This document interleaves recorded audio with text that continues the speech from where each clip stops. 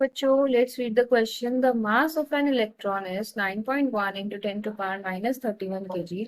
Question में आपको electron का मास दे रखा है. If it's kinetic energy is 3 into 10 to power minus 25 joules. तो यहाँ पे काइनेटिक एनर्जी अगर इसकी 3 into 10 to power minus 25 joules है, इसकी आपको वेवलेंथ बतानी है.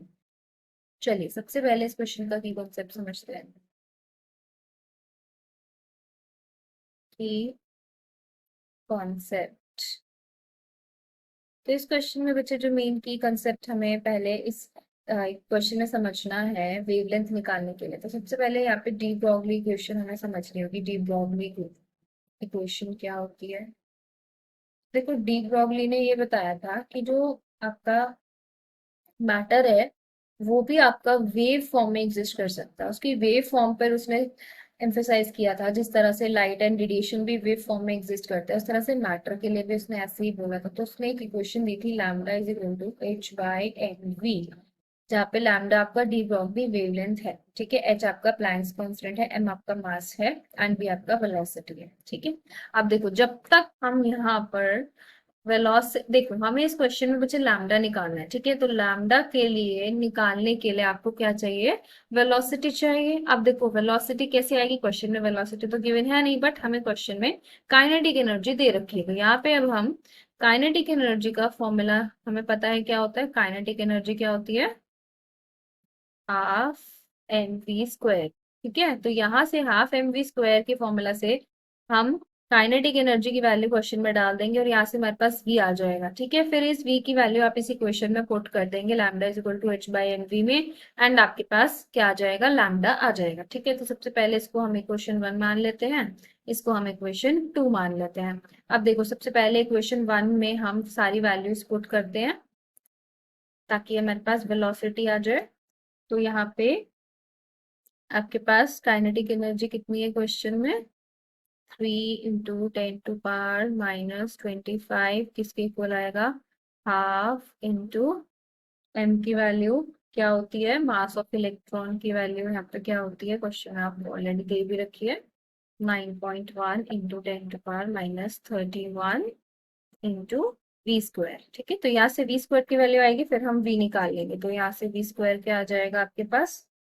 3 × 10⁻⁻25 डिवाइडेड बाय 9.1 इंटू 10⁻⁻31 और यहाँ इंटू 2. तो यहाँ से बच्चे जब आप इसको सॉल्व करेंगे आपके पास यहाँ से वी स्क्वायर की वैल्यू आएगी. ठीक है. तो यहाँ से वी स्क्वायर आ जाएगा आपके पास 0.66 इंटू 10⁻6. अब यहाँ से v कैसे आएगा? Under root of 0.66 into 10⁻6. अब देखो यहाँ पे जो अंडर रूट ऑफ 0.66 आएगा उसकी वैल्यू आएगी बच्चे 0.812 इंटू 10⁻6 है. अब इसकी भी पावर हाफ हो जाएगी, तो 0.812 इंटू 10⁻3 आपका फाइनल वेलोसिटी आ जाएगा. ठीक है. अभी इसके बाद ये तो आपकी क्या आई है? वेलोसिटी की वैल्यू आई है. तो इस क्वेश्चन में आप देखो, अभी हमारे पास क्या आ गया? काइनेटिक एनर्जी के फॉर्मूला से ये आपके पास वेलोसिटी आ चुकी है. इसके बाद यहाँ पे अब इस वेलोसिटी की वैल्यू को हम डालेंगे इक्वेशन 2 में.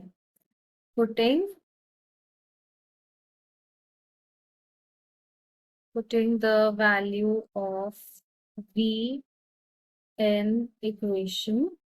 कौन सी इक्वेशन है? ये आपकी डी ब्रॉगली वाली इक्वेशन 2. इस इक्वेशन 2 में अब हम डालेंगे तो क्या आंसर आएगा हमारे पास? देखते हैं. लैम्डा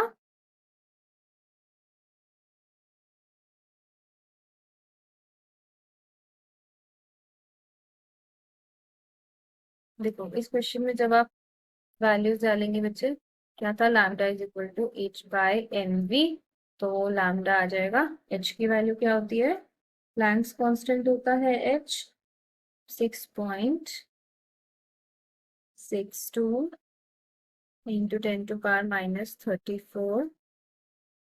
कौन जो मास है इलेक्ट्रॉन का, मास इलेक्ट्रॉन का आपको क्वेश्चन में दे रखा है 9.1 इंटू 10⁻31.